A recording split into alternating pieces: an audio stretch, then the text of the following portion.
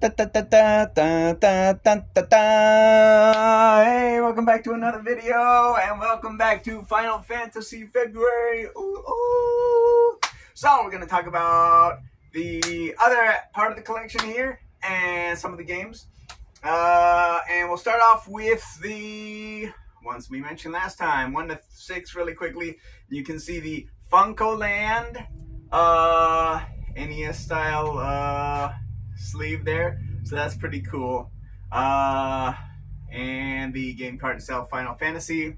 So as you can see, I don't have the manual or the game, but I don't know. I just wanted a copy of the game, and they had it, so that's cool. And of course, as I mentioned, I played Final Fantasy 1 on the Final Fantasy Origins collection, which has Final Fantasy 1 and 2 there, rendered or re-rendered in like 16-bit style there for the PlayStation. Yeah, the art for that disc, if you can see that, that's pretty cool. And any quick stuff for the minute. So yeah, I talked about the NES stuff and the Super Nintendo games 1 through 6. So today we'll be covering mostly PlayStation with some PS2 thrown in there, because I guess we're gonna do this in 3 parts. So yeah, it was 1 to 6, or like we said, Famicom, Nintendo, Super Famicom, Super Nintendo, and we're gonna talk about PlayStation 1 and 2, and mostly, and then the modern stuff. So 13 and on in the next part, whenever we get around to filming that, controllers, characters. So it sort of explains what each of the fighter, thief, monk, white mage, red mage, and black mage do. Menu commands. This is pretty text heavy here. Honestly, battle commands, I don't know how much there is to show there. Final Fantasy 2, of course, in the same thing. Controls, characters, and the leveling system is definitely unique, as you can tell from my stream here on YouTube. I guess it was the 4th, so 5th in Japan, and we were on the 1st, and yesterday here on Twitch. So not here on Twitch, over on Twitch. So be sure to check it out. And the next part will be, according to the schedule, either probably looking at Tuesday/Wednesday. So the 11th/12th for the next YouTube installment, where we take on the Dreadnought. And yeah, not too much information there, but yeah. So that's cool. And Unlimited Saga, whatever advertised in the back. And then, as I mentioned, I think I mentioned last time, we also have the Final Fantasy Chronicles here, which inexplicably has Final Fantasy 4 and Chrono Trigger, not a Final Fantasy game. But again, that's one of the greatest RPGs of all time. So, you can take a look at the back there. And, you know, the sides, they got nothing really. Final Fantasy Chronicles, if you can see that. Kind of reminds me of, what's it called? You can see plain white disc there with some artwork below it. Final Fantasy 4 there on the left. And I'm guessing if we whip this around to the other side, then yeah, we've got Chrono Trigger on disc 2. So that's pretty cool there. And have a quick look at the manual for the first time in God knows how long. Did I play this one? I did play this one. So I played 1, 4, and 4 on the PlayStation. And yeah, Newberg showed me, or first introduced me to Final Fantasy 2, which is actually 4, in the early days of the Super Nintendo. I didn't really get the concept then, but of course I kind of wish I had then, because well, I would have gotten into RPGs much sooner. I don't even know if you can see that. Those are some of the characters, and then more of the characters. And yeah, now that, you know, I'm playing 2, I'm kind of reminded of the system where the rotating 4th character gets in and out, and they sort of rotate the characters in this game as well. And of course, we went to the moon and got the pink puff tail and all that good stuff for the adamant armor, battle system, chocobos. Of course, a lot of that was really introduced. Like chocobos first appear in 2 apparently, and I did not know that. And then Chrono Trigger for the back half of the manual. And yeah, getting started, basic controls. I mean, there's some really good information. There are the characters with the Akira Toriyama artwork there. But there's a lot of detail and a lot of explanation, and some games like that. If you read how to play the game, then you can jump right in and go at it. As opposed to a lot of modern games today, where they basically start you off in dumb guy mode, and you can't skip a tutorial. And sometimes the tutorials are done really well, and sometimes they just drag on, and you're kind of wasting your time trying to get to the actual game. So I don't know what a good balance is. Moving on to the last of the PlayStation OGs. So yeah, they had 1, 2, 4. Skip 3, which is the only one that they didn't have. And Final Fantasy Anthology here gives you 5 and 6. And yep, there's 5 on the left. Again, 1 disc there. With what?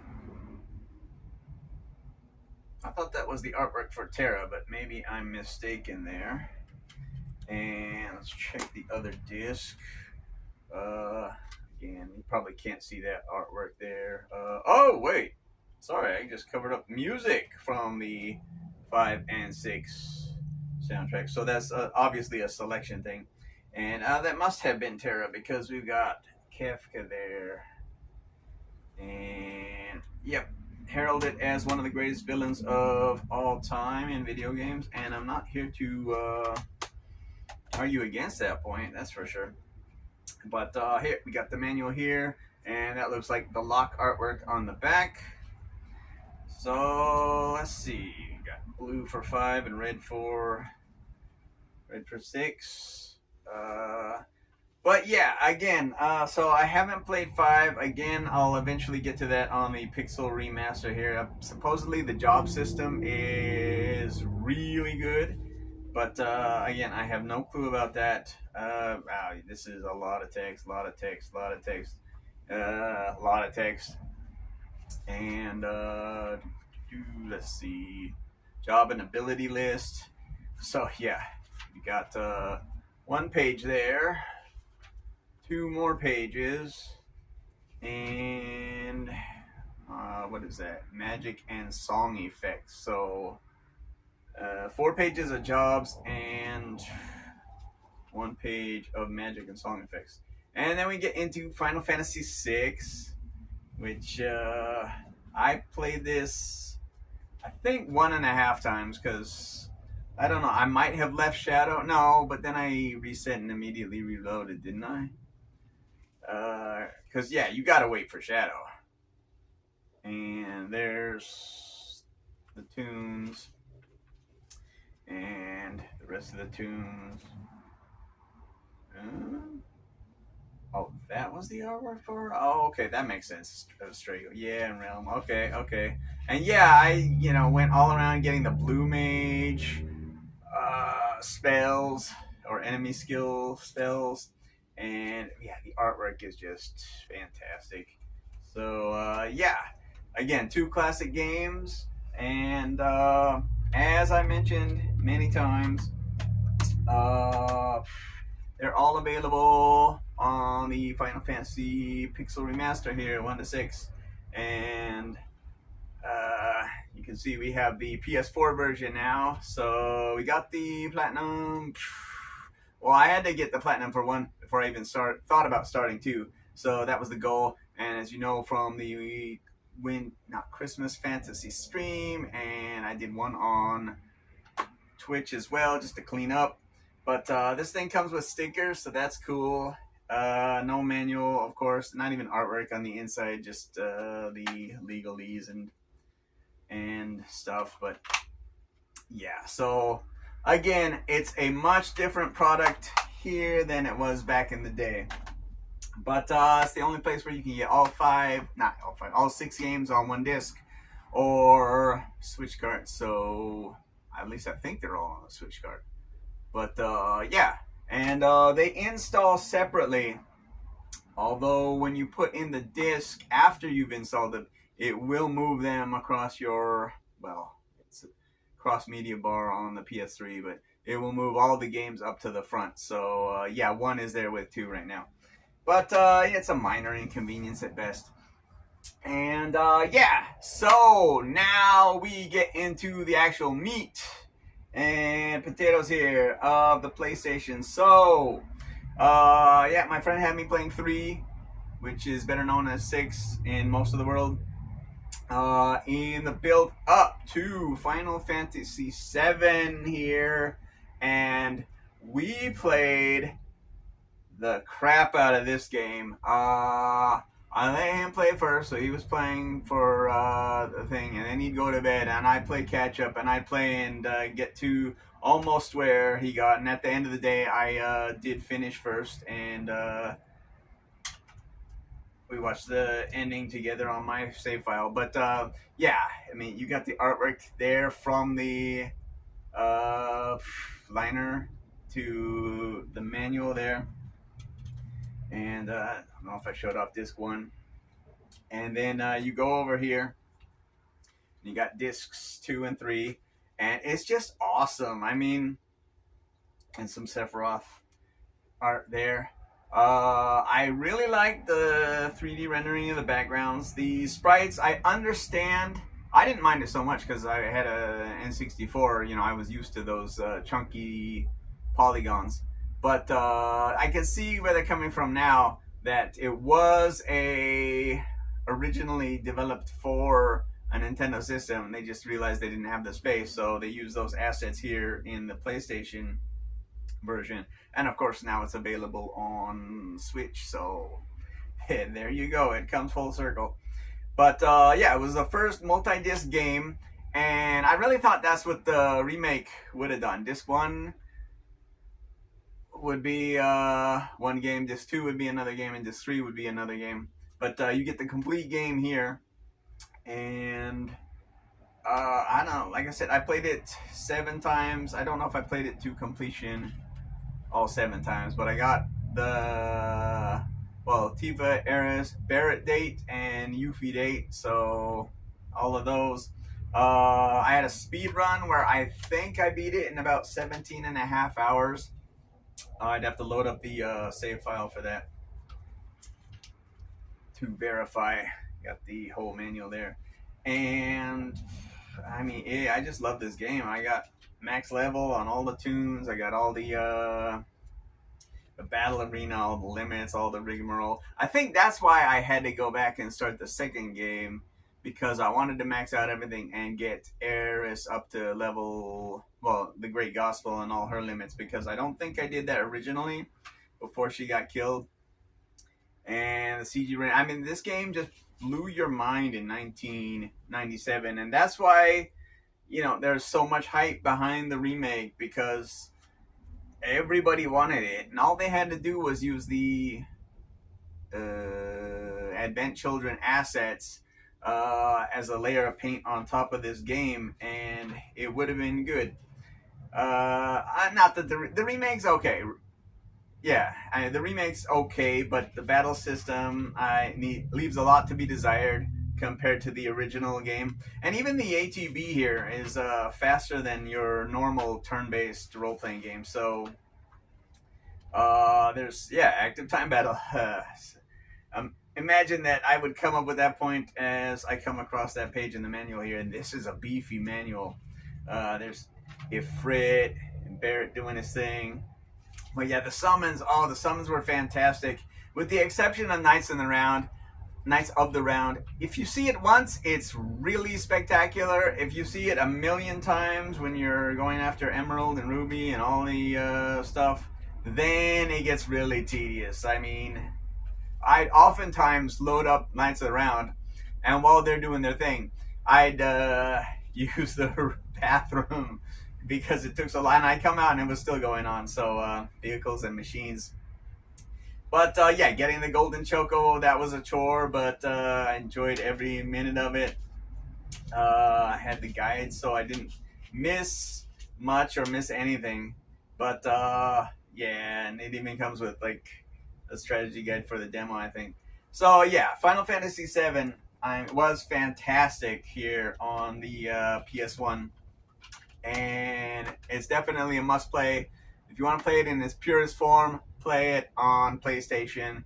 And I think because I have it downloaded on my PS4, you can get the original version for that, or PC, or whatever you want to play it on. Pretty much Switch, as I mentioned.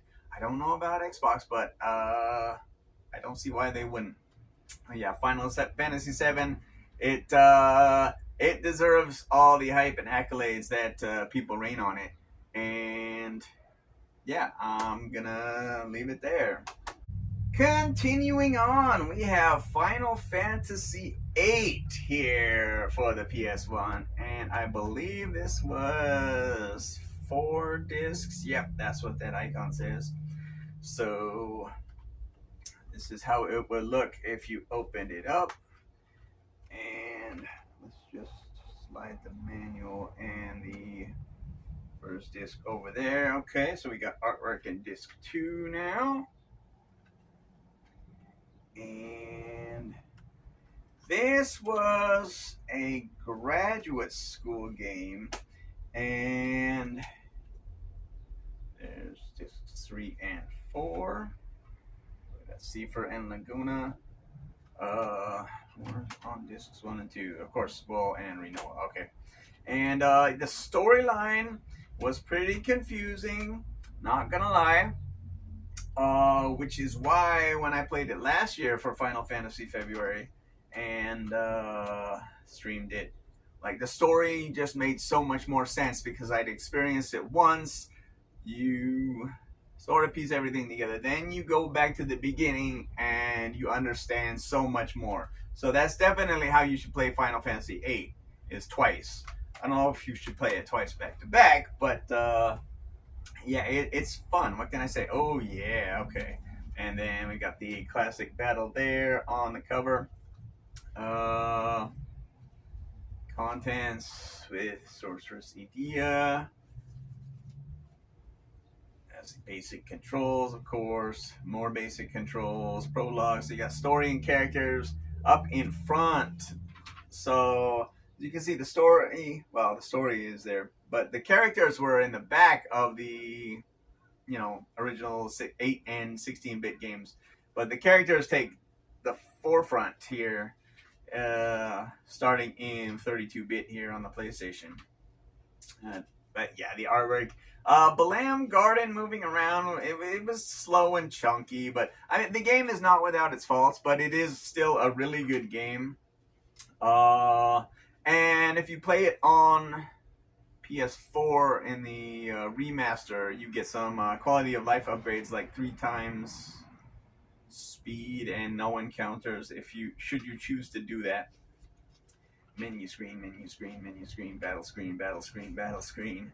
A lot of text. Junction system. And I think this was one of the biggest changes because you could junctioning. No, you assign materia to the weapon slots, and that's how you used materia in Final Fantasy VII. But here, you could junction it to your armor or your weapons to beef up your attacks, add status ailments or whatever, or protect against them. And of course, you want the powerful magics like Ultima on your attack, on your weapon, defensive, maybe Holy on your armor, so you get the HP boosts and all this good stuff. Yeah, you can boost junction to each of your stats. But you got the Guardian Forces, which, as you know, was my the GF show last year. But yeah, they explained the junction system well, and the tutorial on this is not too bad actually. And it goes on. Oh, there it is. Card game Triple Triad. Now, I liked Triple Triad. I don't know why people had a beef with that. But, I mean, My beef is now that it's in Final Fantasy Rebirth, because it has no business being in that game. They're just adding extra content that doesn't need to be added for the sake of adding content. And it's even further away from the original version of Final Fantasy VII. But in here, the game was, the cards were cool. And I don't think there was not a trophy for getting all the cards.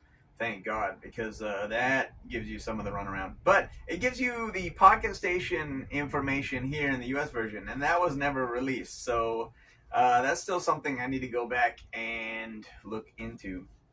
But yeah, Final Fantasy VIII, I really liked it. I thought it was a worthy successor to Final Fantasy VII, and even the improved graphics, right? Because it was all, can you say 3D rendered? But it wasn't the chibi figures like some of the slots in 7. And Doom Train is one of my favorite GFs. Of course, Shiva's in pretty much every game. But then, the game I don't like, Final Fantasy IX. So you're going from the 2D sprites, pixel art, well, as it's called now, it was just sprites back in the day. And then you go into 3D and pre-rendered. And you're getting more mature as the game goes on. Kind of like my beef with Zelda. So this is the Wind Waker of Final Fantasy. They went to these really cutesy, not SD, but pretty close to SD characters. And there were even fewer summons than the previous games. I just didn't like it. And the stupid jump roping game, which I swear I did not do, but is even worse because there's a trophy for it. So that, combined with the fact that I don't actually like this game, means I don't need to play it again. But yeah, there's the manual and the disc. And we got some artwork there. Is that Bahamut? Kind of looks like Bahamut. Man, I couldn't even tell you the story, really. Yeah, I don't even remember the story. But I think you had, at most you had 8 characters. You had the big goofy knight, and you got Orko looking dude, which is actually a throwback to the Black Mage in Final Fantasy 1, so that's cool. But other than that, I thought summons were weak. I remember fighting this big sphere. That might have been Ozma. And, well, yeah, another graduate school game. But, God, is that all I remember from this game, pretty much? Yeah, I think I got through it and forgot all about it, because it's definitely not one of my favorite Final Fantasy games here. But yeah, that, and I mean, I haven't gone back to 13 either since I played it. There's the characters, all 8 of them, and I think, yeah, the Dragoon type one I think was okay. And yeah, this reminded me just of like another kitschy kind of thing, and I thought it was a little too much too soon, because 7 was there, and then 8 was not too far after, and then this was sandwiched between that and 10, and it was kind of Final Fantasy overload at that point. Active time events, the battle system, I don't remember much of anything at all. Character stats, okay, status effects, you got 2 pages of that. Abilities, yeah, I no idea. Tetra MasterCard game, yeah, and they introduced their different version of the card game, which I thought was weaker than the one in 8. And chocobos, of course, because who doesn't love a chocobo? And it's Final Fantasy. But other ways to enjoy the game. Okay, well, I mean, some people like it, so if it's your thing, then that's cool. But this one was not for me, and it's the weakest Final Fantasy I've played out of all of them. So yeah, that was Final Fantasy 9. And then I graduated and got a PS2, and this banger, Final Fantasy 10. And I don't know if you know or not, but that I went to Anime Expo later that year and saw a bunch of really bad cosplays of Titus here. So I set out on a journey, and it took about 5 months, but I made this costume. Everything except the shirt and the glove. But I did the leg weave was the most difficult part. And yeah, I didn't get the Brotherhood. I made a capture sword out of wood. But yeah, so there are pictures of me out there in the Titus costume. But this game was spectacular. Have I played? Yeah, I played it 4 times. I played it twice on the PlayStation 2. And then I went to Japan and discovered International with Nemesis. So I beat that a 3rd time. And then, of course, on the PS3, I got the PS3 version because the PS4, had that been announced? Well, the PS4 version had not been announced. And looking back, I would have gotten the PS4 version, not the one that's stuck on the PS3 because, yeah, unless they create backwards compatibility or some sort of disc reader that reads all the PlayStation discs, now that would be something to buy. Then that remaster is going to be stuck on the PS3 because I'm not going to buy another copy of the game. You can faintly see Lulu there. But I'm not going to buy another copy of the game or the Switch copy when I already have, this version, International, and the first remaster as a set with X2 and 2.5 or whatever. Okay, so you got characters here. But yeah, the characters, I mean, yes, the laughing scene is cringe. But, and people take issue with Yuna being weak during the beginning part of the game. And those are valid criticisms. But the battle system is fantastic. Yeah, you progressively getting more and more active in the battle systems. Of course, I hear 16 is just an action RPG now. So, what do you got? What is a JRPG anymore? You got the Aeon system. And, yeah, there weren't that many summons, but they were much better than Final Fantasy 9. And the sphere grid, I did enjoy going through and farming all of the items and deleting the weak stuff and then using the +4 or replacing them with the +4 and then maxing out all my characters that way. The mini games, Blitzball. People don't like Blitzball. I loved Blitzball, despite not learning the jet shot initially. So that really hindered my first playthrough, I think. Or did I go back and get it? No, I think I flubbed it.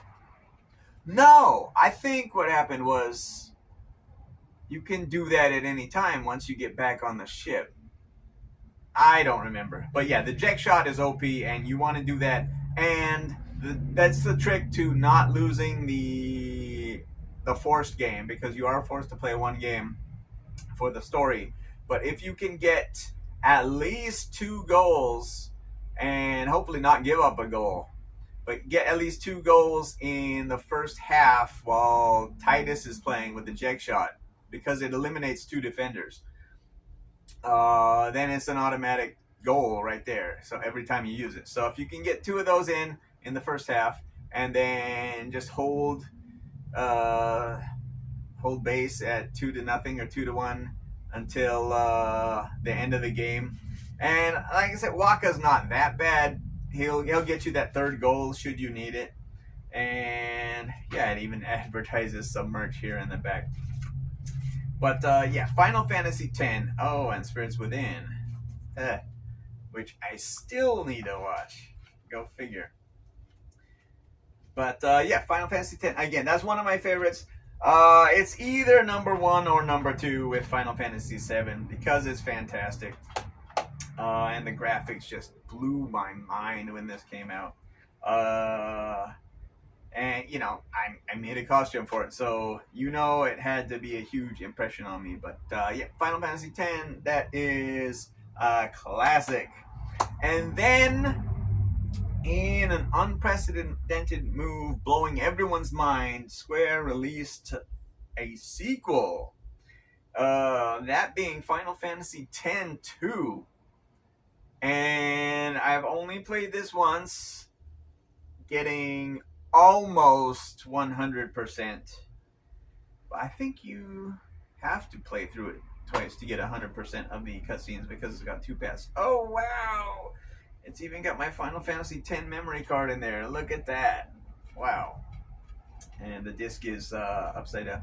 If you'll notice the artwork for that disc, that is exactly the same as the box for the Tiny Bee from a previous unboxing video, so be sure to check that out. But yeah, I thought the dress spheres were a pretty cool idea. Yeah, I don't think I beat the Infinite Tower or whatever controls. You can see there's more space, so there's fewer pages. The story, there's no pictures there. That kind of sucks. But there we go with characters, and you've only got the 3 main characters this time. So, I mean, you won't be missing any levels then. Battle system, you know, change your dress spheres to change your jobs. And I thought it was pretty good. Not as good as 10, of course. And so, because I didn't get 100%, I didn't get the true ending, which I'm not going to spoil here. But you can also watch it on the bonus features for the remaster. And I think you get a trophy for watching it for some goofy reason. But hints, don't know why they're working with that. Credits, okay, and yeah, some more merch and other games. But yeah, Final Fantasy X-2 is all right. Again, I thought the story with 10 could stand by itself. Same with 13. But you know, it's always fun to go back and revisit the world. How it changed over, I think it's 7 years between games. I'm not sure, or is it just 2 years? I don't know, but enough time has passed to where things have changed, and it's quite interesting. And the last game we're going to talk about in this video, because 12 is not present, is Final Fantasy 11 Online. And you can see this version we got with the hard drive for the PS2. Never been played. And I think to play it properly, you need to have a keyboard, but not sure about that. What do we got here? We got the disc and some stuff there, and a play online. This might be your key disc. I'm not sure. But what else? So we got Get Connected. This is like a product registration card or something, which kind of rare to see these in U.S. games. I think most of them were in, or most of the Japanese games I've shown did that. But and our quick start guide there with Tetra something and play online. Not much going on in the back there. But yeah, so I mean, I don't really know what to say. I saw a friend from Anime Club play it one time, and like I was saying, it's much more natural for a keyboard. All the keys and hotkeys. This is just installation stuff. But obviously you can play it on a controller, because you know they designed it for PS2 as well. But it seems much more natural as an online or on the PC with a keyboard and some FAQs. And they released a ton of expansions. Chains of Promethea being one of them, or the all-in-one packs like 2006, which at least came out in Japan. I don't know if they came out here or not, but yeah, I don't know why they didn't just call it Final Fantasy Online and make this a separate game from the main series. Why did they have to make it 11? So I'll probably never play this game, or unless I do actually play the game, servers will probably be offline at that point, and then I won't be able to do anything. But yeah, Elder Scrolls Online is separate from Elder Scrolls 1 through 5. So like, why didn't they go that way? I'll never know. But this is, and 14 as well. This is how it went down. And yeah, so we can't talk about 12 because that is not here. But let me know in the comments what your favorite Final Fantasy games for PlayStation are, and whether you like 9 or not, and why not, and whether you like 10 or not, and why not, and why these three are the best games for PlayStation 1 or 2, the classic era of PlayStation, because yeah, I mean, we're up to PS5, but PS1 and PS2 are really what took the world by storm. And 7 here or 10, again, have to be my favorites in Final Fantasy. So yeah, let me know your favorite Final Fantasy games in the comments. And until next time, enjoy Final Fantasy February. Keep playing Final Fantasy and keep dancing.